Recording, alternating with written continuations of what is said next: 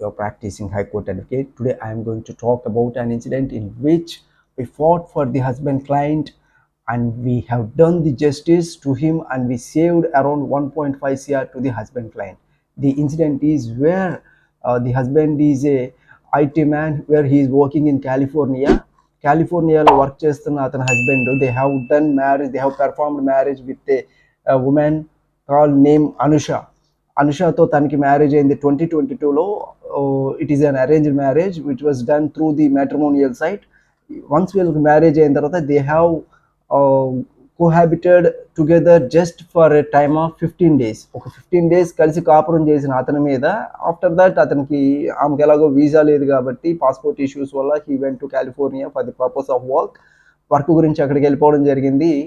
అయితే వీళ్ళిద్దరి మధ్య కొంత కమ్యూనికేషన్ గ్యాప్ వల్ల ఎవరైతే వైఫ్ అనుష ఉందో తన లావిష్ లైఫ్ వల్ల అతను పంపిస్తున్న అమౌంట్ అంతా కూడా మిస్యూజ్ చేయడం వల్ల, తను పంపిస్తున్న డాలర్స్ అన్నీ కూడా ఇష్టం వచ్చినట్టు స్పెండ్ చేయడం వల్ల తన లావిష్ లైఫ్ని క్వశ్చన్ చేసినందుకు హస్బెండ్ని she has filed 498A case and finally 498A case charge sheet అయింది. ఛార్జ్ షీట్ అయిన తర్వాత the husband client who is staying in California came back to India and he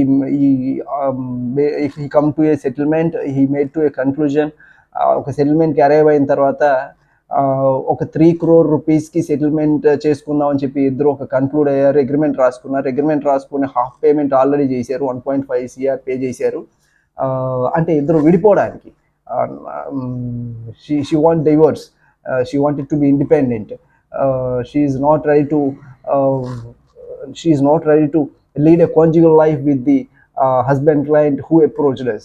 అయితే ఇలాంటి సిచ్యువేషన్స్లో ఆల్రెడీ హాఫ్ అమౌంట్ పే చేసిన తర్వాత ఇంకొక 1.5 CR balance ఉంటుంది. ఇమీడియట్గా ఫోర్స్ చేస్తున్న సందర్భంలో నాకు ఇమీడియట్గా పే చేయాలి, నాకు బ్యాలెన్స్ అమౌంట్ కూడా అని ఫోర్స్ చేస్తున్న సందర్భంలో where he cannot pay, he is not having that much of amount, he is asking some time. ఆ టైంలో ఆ ప్రెషర్ని తట్టుకోలేక క్లయింట్ ఎవరో రెఫర్ చేస్తే మన దగ్గరికి రావడం జరిగింది.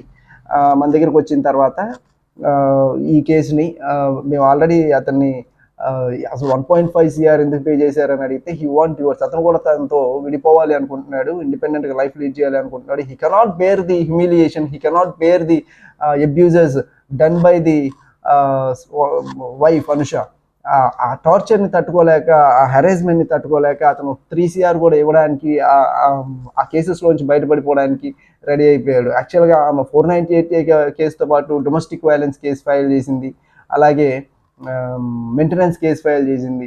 ఇతనికి మాత్రం కావాల్సింది ఓన్లీ డివోర్స్. ఆ సిచ్యువేషన్ అడ్వాంటేజ్గా తీసుకుని వన్ ఆఫ్ ది స్పౌస్ ఎవరైతే అనుష ఉన్నారో అతని దగ్గర ఆ అమౌంట్ని గ్రాప్ చేయడానికి only to settle the personal scores మాత్రమే ఇలాంటి ఎఫోర్ట్స్, ఇలాంటి ఒక రిలేషన్స్లోకి ఎంటర్ అవుతున్నారని చెప్పి ఇలాంటి కేసెస్ హ్యాండిల్ చేస్తున్నప్పుడు మాకు తెలుస్తుంది. అయితే I'm not gender biased person, I'm not taking hand for the one side, but కాకపోతే మోస్ట్ ఆఫ్ ది కేసెస్ వచ్చిన ఒక 498 మ్యాట్రిమోనియల్ ఇష్యూస్లో 70 to 80% మొత్తం హస్బెండ్సే సెటిల్ చేసుకొని పక్కకి వెళ్ళిపోతున్నారు.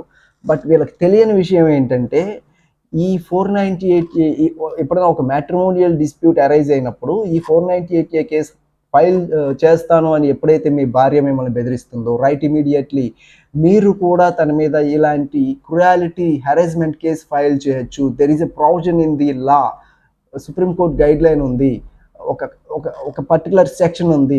ఆ సెక్షన్ మీరు కూడా అమ్మాయికి అగెనిస్ట్గా ఫైల్ చేయొచ్చు. అమ్మాయిలే మిమ్మల్ని బెదిరించి, మిమ్మల్ని హెరాస్ చేసి, మీ దగ్గర నుంచి ఎక్స్ప్లాయిట్ చేసి, మిమ్మల్ని ఎక్స్టార్ట్ చేసి మీ దగ్గర నుంచి డబ్బులు తీసుకోవాలనుకుంటున్న సందర్భాల్లో మీరు కూడా వాళ్ళని బెదిరించి దానిలోంచి బయటపడే ఛాన్సెస్ ఉన్నాయి. వన్స్ ఈ కేసులో ఇప్పుడు నేను ఎవరైతే అనుష అనే ఉన్నారో ఆ మేడం కేసులో అల్టిమేట్గా డివిసి అనేది రిజెక్ట్ అయింది, డిస్మిస్ అయింది. We have filed crash petition in the honourable high court against the 498A. అది కూడా still it is under pending. Domestic violence case అయితే డిస్మిస్ అయింది, ఎందుకంటే we have produced all the evidences against the Anusha. ఎక్కడ WhatsApp చాట్లో కానీ, Insta చాట్లో కానీ ఎక్కడ కూడా కొన్ని వరకు వ్యానిష్ మోడ్లో పెట్టిపోవడం వల్ల చేయలేకపోయాము. బట్ కొన్ని some of the chats, some of the screenshots which we have produced before the honourable judge of the High Court, stating that her motive is always towards the financial security, to grab the money from the husband. అదొకటే కనిపిస్తుంది కానీ she is not ready to lead the conjugal life. So ఇదంతా prove చేసి అతనికి ఫేవరబుల్గా we have pleaded before the honourable judge గారు and the domestic violence case was already quashed. అయితే today what I'm going to talk about is, ఎప్పుడైతే మీ wife మిమ్మల్ని బెదిరిస్తూ ఉంటారో మీ మీద 498A కేసు పెడతాను అని చెప్పి, అలాంటి సందర్భాల్లో వాళ్ళకన్నా ముందు మీరు ఫైల్ చేయొచ్చు. ఎవరు చెప్పలేదు ఈ సిచ్యువేషన్. ఆల్రెడీ 2022లో 2018లోనే కొన్ని జడ్జిమెంట్స్ ఉన్నాయి. బట్ ఇప్పుడు నేను చెప్తున్న సుప్రీంకోర్టు గైడ్ లైన్ ఏంటంటే, ఆ సుప్రీంకోర్టు గైడ్ లైన్లో డొమెస్టిక్ వైలెన్స్ కేసు అనేది వైఫే కాదు హస్బెండ్ కూడా ఫైల్ చేయొచ్చు. ఇంట్లో జరిగిన ఒక డొమెస్టిక్ వైలెన్స్కి, ఫైనాన్షియల్ అబ్యూస్కి, ఫిజికల్ అబ్యూస్కి, ఫిజికల్ హెరాస్మెంట్కి, ఎక్స్టార్షన్కి, డిఫమేషన్కి, వీటన్నిటికీ కలిపి మీరు ఒక domestic violence case under section 12 of the domestic violence act కింద మీరు కన్సర్న్ పోలీస్ స్టేషన్లో కానీ లేదా ప్రొటెక్షన్ ఆఫీసర్ దగ్గరికి వెళ్ళి, ఈ డొమెస్టిక్ వైలెన్స్ సెంటర్స్ ఉంటాయి, అక్కడికి వెళ్ళి ప్రొటెక్షన్ ఆఫీసర్కి మీరు కనుక కేసు ఒక కంప్లైంట్ ఇస్తే, యూజువల్గా జరిగే సిచ్యువేషన్స్ ఏంటంటే, మన దగ్గరికి వచ్చిన క్లయింట్స్ మనతో షేర్ చేస్తూ ఉంటారు, ఒక వైఫ్ వెళ్ళి ఒక కంప్లైంట్ ఇస్తే without any hesitation the police officer registers the FIR without any hesitation and they calls the accused and they will put him into the cell or something else, కూర్చోబెడతారు అక్కడ చెప్పులు తీసేసి. But when a husband client goes to the police station and he wants to give some report, there starts the hesitation. అక్కడ start చేస్తారు, అరే భయ్ ఎందుకురా నీకు, గోన్ సెటిల్ ది మ్యాటర్ అని చెప్తారు. ఇప్పుడు చట్టంలో ఒక ప్రావిజన్ ఉన్నప్పుడు he has to all are equal before law and equal protection of laws అని చెప్పి మనకి article 14 of the Indian constitution చెప్తున్నప్పుడు, పోలీస్ వాళ్ళు ఎవరు, వై షుడ్ దే, ఎందుకు ఇలా ఆర్బిటరీగా ఉన్నారు, వై దిస్ బయాస్డ్? సో ఈ సుప్రీంకోర్టు జడ్జిమెంట్ ఏం చెప్తుంది అంటే, section 12 of the domestic violence act ప్రకారం హస్బెండ్ కూడా భార్య మీద ఒక domestic violence case protection officer దగ్గరికి వెళ్ళి ఈ డొమెస్టిక్ వైలెన్స్ సెంటర్స్లో కేసు ఫైల్ చేయొచ్చు. ఇన్ కేసు వాళ్ళు కేసు తీసుకోకపోతే ఈ సిచ్యువేషన్లో ఇమీడియట్గా ఒక private complaint under section 190 and 200 of the CrPC కింద జడ్జి గారి ముందు మీరు కనుక ప్రొడ్యూస్ చేస్తే, with the discretionary power which is having to the concerned magistrate, he can take the cognizance of the case and he will file a domestic violence case against your wife. So there starts the matter. ఒకవేళ వాళ్ళు file చేద్దాం అనుకుంటే మీరే start చేస్తే ఇంకా మీరు లక్షలు కోట్లు వాళ్ళకి కాంపన్సేట్ చేయాల్సిన అవసరం ఏం లేదు కదా. ఎప్పుడైతే మీరు నిజంగా హ్యూమిలియేషన్కి గురవుతున్నారో, ఎక్కడైతే హస్బెండ్స్ హ్యూమిలియేషన్కి గురవుతున్నారో, ఎక్కడైతే హస్బెండ్స్ అబ్యూజ్ అవుతున్నారో ఫిజికల్గా, మెంటల్గా, సోషల్గా, ఫైనాన్షియల్గా, so there you have an every chance, you can avail this remedy. The Supreme Court judgment name is Harsora P versus Kusum Narottam Das Harsora. ఈ supreme court judgement Hiralal Harsora P versus Kusum Narottam Das Harsora. ఈ supreme court judgement మీరు citation చేస్తూ ఒకవేళ మీ lower కోర్టులో తీసుకోకపోతే, you can knock the doors of the high court, honourable high court. అక్కడైనా మీరు త్రూ రిట్ పిటిషన్ ద్వారా ఒక పిటిషన్ ఫైల్ చేస్తే, ఇమీడియట్గా there will be an order coming from the high court to take the cognizance in the lower court. So మీరు వైఫ్స్కి భయపడిపోయి ఇబ్బంది పడిపోతూ, మీరు కొంతమంది ఇలాంటి పరిస్థితులను తట్టుకోలేక సుసైడ్స్ వరకు వెళ్ళిపోయి, దేశాలు వదిలి పారిపోయి, ఇప్పుడు ఈ ఇన్సిడెంట్లో ఈ అనుష వాళ్ళ హస్బెండ్ అయితే లుకౌట్ సర్క్యులర్ కూడా ఇష్యూ చేయించుకున్నాడు.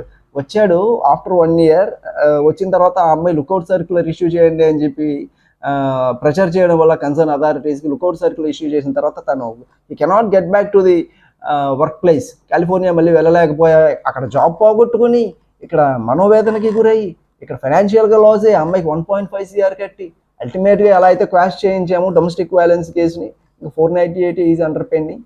సో ఇలాంటి కేసెస్ ఉన్నప్పుడు ఒక పోలీస్ స్టేషన్కి వెళ్ళినప్పుడు పోలీస్ వాళ్ళు మీతో కనుక మిస్బిహేవ్ చేసి మీ కంప్లైంట్ కనుక తీసుకోకపోతే, there is supreme court judgment Lalitha Kumari versus state of UP. He has to register an FIR within 24 hours from the receiving of the complaint. ఇలాంటి సుప్రీం కోర్ట్ ఇప్పుడు మగవాళ్ళకి మీకుండాలి.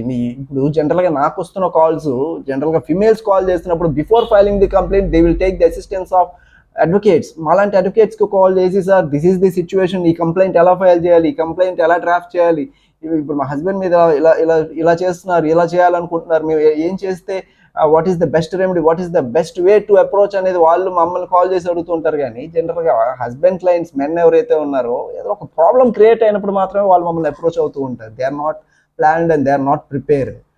అట్లీస్ట్ ఇలాంటి వీడియోస్ని మీరు చూస్తూ అట్లీస్ట్ మీరు ఇలాంటి వీడియోస్ని షేర్ చేయగలిగితే మనకి ఉన్న అట్లీస్ట్ మెన్కున్న లీగల్ రెమెడీస్ ఏంటి, మెన్కున్న సుప్రీంకోర్టు గైడ్ లైన్స్ ఏంటి, మెన్కున్న ఇలాంటి సొల్యూషన్స్ ఏంటి అని మీరు అట్లీస్ట్ మీ సర్కిల్లో, మీ ఫ్రెండ్స్లో, మీ రిలేటివ్స్లో అట్లీస్ట్ మీరు షేర్ చేయగలిగితే యూ విల్ బీ ఫ్రూట్ఫుల్.